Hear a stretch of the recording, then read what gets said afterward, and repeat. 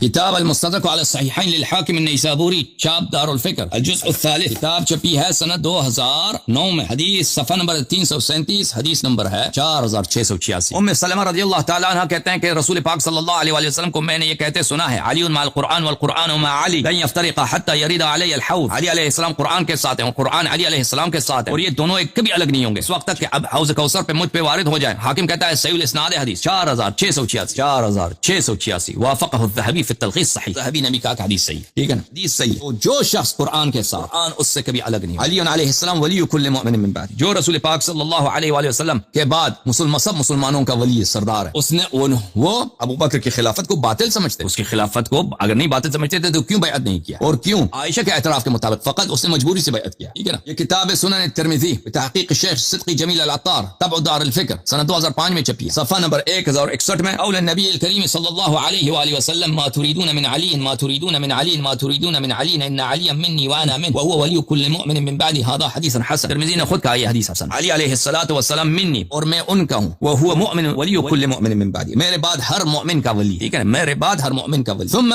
اسی عائشہ کی جو روایت ہے ولكنك استبدلت علينا بالامر وكنا لقرابتنا من رسول الله صلى الله عليه وآله وسلم نرى نصيبا تم نے تمہاری خلافت ایک استبداد ہے ہماری خلافت ایک استبداد بالرائے کہ تم نے اپنی مرضی پر ہم پہ سونپ دی مسلط کر دی اور ہم رسول پاک صلی اللہ علیہ وسلم کی قرابت کی وجہ سے ہم خلافت کو اپنا حق سمجھتے ہیں ٹھیک ہے تو کوئی منسوخ تو نہیں منسوخ تو نہیں ہے نا جب علی علیہ الصلوۃ والسلام ابو بکر کی خلافت اگر منسوخ ہوتی تو کیسے ہو سکتا ہے کہ ہم اس کو اپنے قرابت کی وجہ سے ہم اس کو اپنا حق مانتے ہیں ہم اپنا حق سمجھتے کتاب المصنف عبد الرزاق الصنعانی الجزء الخامس تحقیق الشیخ حبیب الرحمن الاعظمی کتاب میں ملاحظہ فرمائیے صفحہ نمبر 472 میں عبد الرزاق معمر سے زہری سے عروہ سے عائشہ سے روایت کرتے ہیں یہی روایت وہاں پہ یہ ہے اس روایت میں فقال معمر نے کہا فقال رجل ایک شخص نے کہا زہری سے کہا فلم یبایع علی 6 اشہر ایک شخص نے زہری سے پوچھا کہ علی علیہ السلام نے کیا 6 مہینے تک ابو بکر سے بیعت نہیں کیا زہری نے کہا لا انہوں نے بیعت نہیں کیا ولا احد من بنی ہاشم حتى بايعه علی علیہ السلام اور بنی ہاشم میں سے بھی کسی نے بیعت نہیں ٹھیک ہے نا لازمی بات ہے کہ اس کی خلافت منسوخ نہیں تھی نا علی علیہ السلام نے بنی ہاشم نے 6 مہینے تک ابو بکر سے بیعت کیا تو بہرحال میرے محترم ناظرین اب میں نے یہ باتیں سب آپ کی خدمت میں پیش کی کس لیے اس لیے کہ آپ کی خدمت میں ہم ثابت کریں کہ ابو بکر کی خلافت منسوخ نہیں ہے اہل بیت علیہ السلام کی زبان سے ہم نے ثابت کیا ابو بکر اپنے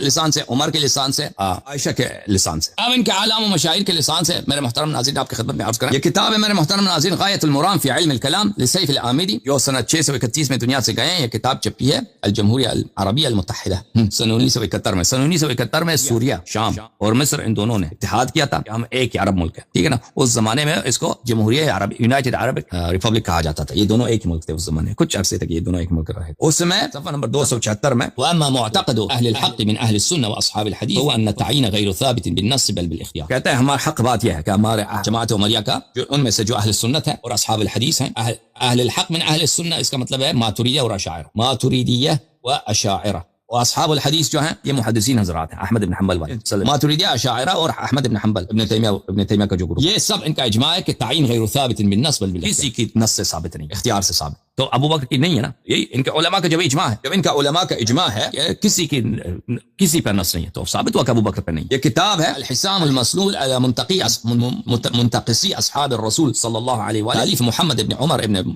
مبارک الحضرمی متوفى سنہ 930 یہاں پر صفحہ نمبر 55 یہ حضرت فرماتے ہیں قد انعقد الاجماع على انه صلی اللہ علیہ وآلہ وسلم لم ينص لامتی على استخلاف احد معین کہتا ہے ہمارا اجماع کہ رسول پاک صلی اللہ علیہ وسلم کسی معین شخص کی خلافت پہ نص نہیں فرمایا پتہ چلا عزیزوں کی خلافت ابو بکر کی منسوخ ہے ابو بکر کی زبان عمر کی زبان عائشہ کی زبان اہل بیت علیہ السلام کی زبان اور ان کے علماء کا اجماع ابو بکر کی خلافت منسوخ نہیں ہے اللہ اور رسول صلی اللہ علیہ وسلم سے ثابت نہیں اگر اللہ اور رسول صلی اللہ علیہ وسلم سے ثابت نہیں تو پھر یہ خلیفہ کیسے ثابت ہوا خلیفہ کیسے بنا کیا اللہ اور رسول صلی اللہ علیہ وسلم نے فرمایا ٹھیک ہے نا اللہ اور رسول صلی اللہ علیہ وسلم نے فرمایا کہ تم کو حق ہے کہ میرے بعد تم خلیفہ کسی کو بنا لینا بولا ہے ایسی کوئی حدیث ہے تو ہمیں بتاؤ کیا کوئی ایسی حدیث بھی نہیں ہے ٹھیک ہے نا تو پھر ابو بکر کی خلافت کا یہ فارمولا کہ اگر مثلا مہاجرین انصار ثقیفہ بنی ساعدہ میں کسی کو خلیفہ بنائیں تو وہ خلیفہ برحق ہو جاتا ہے وہ بھی نہیں ہے یہ بھی کوئی حدیث نہیں اگر اس کی حدیث ہوتی تو ابو بکر کی خلافت جب اس نے مرتے وقت عمر کو جو خلیفہ بنایا اس نے جانشینی کا اس کو تعین کیا ہے تو پھر وہ اس کا کیا کرو گے اگر خلیفہ مہاجرین انصار کو بنانا ہے اور ابو بکر نے کیوں تعین کی ٹھیک ہے نا اور پھر عمر نے صرف 6 آدمی کو اگر سب مہاجرین انصار کی ڈیوٹی ہے کہ بنا دیں. صرف 6 آدمی کو کیوں شورا میں داخل کیا؟ صحیح ہے نا. تو پھر پتہ یہ چلا کہ وہ بھی کوئی فارمولا نہیں. اچھا اللہ رسول صلی اللہ علیہ وسلم کی جانب سے کوئی حکم نہیں. اس کی خلافت کے اجماع بھی باطل ہوگی کیونکہ میں نے ابھی دکھایا اہل بیت علیہم السلام بنی ہاشم اس کی خلافت کے مخالف تھے. ٹھیک ہے نا. اب مزید اجماع پہ اگر چاہیں تو بات کریں گے. اب میرے محترم ناظرین ابو بکر کی خلافت پہ نہ اللہ کا حکم ہے نہ رسول صلی اللہ علیہ وسلم کا فرمان. تو اس کا شرعی حکم کیا ہے؟ شرعی حکم یہ ہے سورہ مبارکہ مائدہ آیہ نمبر 44 ومن لم يحكم بما انزل الله فاولئك هم الكافرون. جو کوئی فیصلہ کرتے ہیں بغیر ما انزل اللہ، جو کوئی فیصلہ کرتے ہیں بغیر ما انزل اللہ، اور ابو بکر کی خلافت ما انزل اللہ میں نہیں ہے، نہ قرآن میں نہ سنت میں. جو کوئی فیصلہ سناتے ہیں بغیر ما انزل اللہ کے اولئک هم الكافرون ہے. یہ کافر. ترجمہ دیکھو عزیز، ترجمہ اس آیت کا ترجمہ آپ کو دکھائیں اردو زبان. سورہ مائدہ آیہ نمبر 44 ویب سائٹ سے دکھا دیتے ہیں تاکہ طبیعت خوب بحال ہو جائے، طبیعت خوب صاف ہو جائے. ٹھیک ہے نا، تاکہ کوئی کسر نہ رہے. محترم ناظرین ومن لم يحكم بما انزل الله فاولئك هم الكافرون. جو لوگ اللہ کی اتاری ہوئی وحی کے ساتھ فیصلہ نہ کریں پورے اور پختہ کافر، پورے اور پختہ کافر. ٹھیک ہے نا. اوے بھائی، اوے ابو بکر خلیفہ ہے، خلیفہ ہے، خلیفہ ہے. اوے تم یہ فیصلہ کرتے ہو نا، اس نے خود بھی فیصلہ کیا تھا کہ میں خلیفہ ہوں. صحابہ نے بھی فیصلہ کیا تھا کہ میں خلیفہ، وہ خلیفہ ہے. یہ تو اللہ نے نازل تو نہیں کیا نا ومن لم يحكم بما انزل اللہ. اور فیصلہ کیا تم نے بھی، انہوں نے بھی فیصلہ کیا نا. دیکھو کہ جالندری صاحب نے کیسا تھا، طاہر قادری نے کیا ترجمہ کیا. اور جو شخص اللہ کے نازل کردہ حکم کے مطابق فیصلہ نہ کرے تو وہی لوگ کافر ہیں. تم نے فیصلہ کیا کہ ابو بکر خلیفہ ہیں، ابو بکر نے خود فیصلہ کیا کہ میں خلیفہ ہوں، عمر نے فیصلہ کیا کہ وہ خلیفہ ہیں، سقیفہ بنی ساعدہ میں صحابہ کرام نے فیصلہ کیا کہ یہ خلیفہ ہیں. یہ ما انزل اللہ نہیں ہے. اب تو یا صحابہ کی جانب لے لو یا قرآن کی جانب لے لو. قرآن کی جانب لے گو تو صحابہ لے گئے. جس نے بھی کہا کہ ابو بکر خلیفہ ہیں من لم يحكم بما انزل اللہ فاولئک هم الکافرون. اس میں کوئی وہ دو چار والی بات، اس میں کسی قسم کی گنجائش نہیں. بات بہت واضح ہے. یا تو تم قرآن کی جانب لے لو، صحابہ کو بولو کہ ابو بکر کی خلافت باطل ہے، اس کی خلافت کی حقیقت کو، یا تو قرآن و سنت میں ابو بکر کی خلافت دکھاؤ. وہ تو ہم ثابت کر چکے ہیں کہ وہ منسوخ نہیں ہے. ٹھیک ہے نا. تو ہم ثابت کر چکے ہیں اس کی خلافت منسوخ نہیں. یا پھر قرآن سے کافر ہو جاؤ کہ ہم قرآن کو نہیں مانتے. بھائی تم کفر کا راستہ اختیار کرو اور کوئی راستہ نہیں تمہارا. دیکھو اس آیت کا ترجمہ جالندری صاحب نے کیا کیا. اور جو خدا کے نازل فرمائے ہوئے احکام کے مطابق حکم نہ دے تو ایسے ہی لوگ کافر ہیں. ٹھیک ہے بھائی.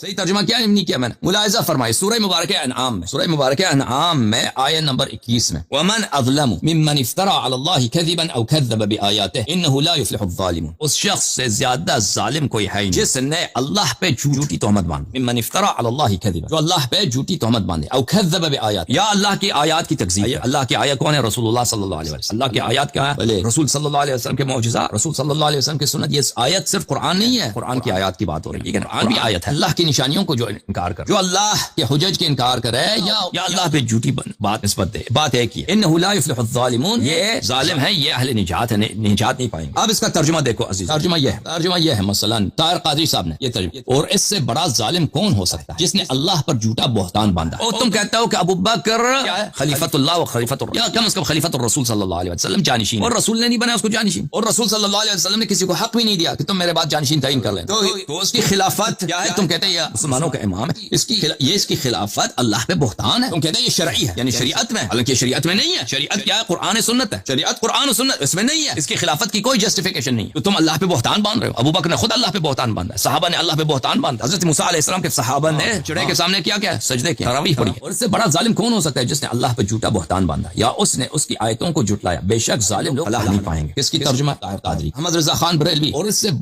بڑھ کر ظالم کون؟ جو اللہ پر جھوٹ باندھا یا اس کی آیتیں جھٹلائے. بے شک ظالم فلاح نہ پائیں گے. سب سے بڑا ظالم ثابت ہوا، سب سے بڑا ظالم ابو بکر، اور جن لوگوں نے اس کی خلافت کی تعین کی ہے اور تائید. اگلا آیہ ملاحظہ فرمائیے میرے محترم ناظرین. سورہ مبارکہ عنکبوت میں آیہ نمبر 68 ومن اظلم ممن افترى على الله كذبا او كذب بالحق لما جاء ليس في جهنم مثوى للكافرين. طاہر قادری. اور اس شخص سے بڑھ کر ظالم کون ہو سکتا ہے جو اللہ پر جھوٹا بہتان باندھے یا حق کو جھٹلا دے اور اس کے پاس آ پہنچ.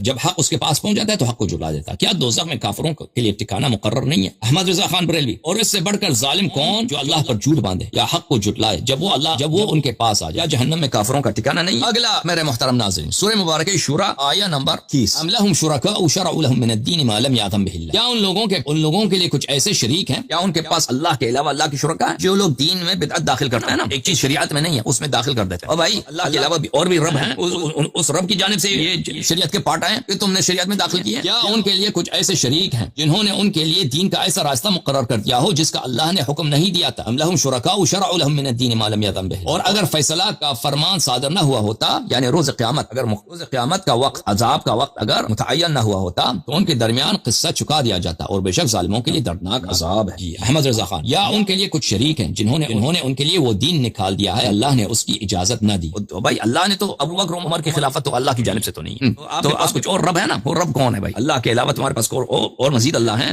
تو یہ کیا ہے جو دین میں بدعت داخل کرتا ہے وہ کافر ہوتا ہے، اس سے بڑا کافر بھی نہیں ہے. ومن اظلم من افترى على الله كذبا او كذب بآياته. میرے محترم ناظرین، سب باتیں آپ کی خدمت میں پیش الحمدللہ.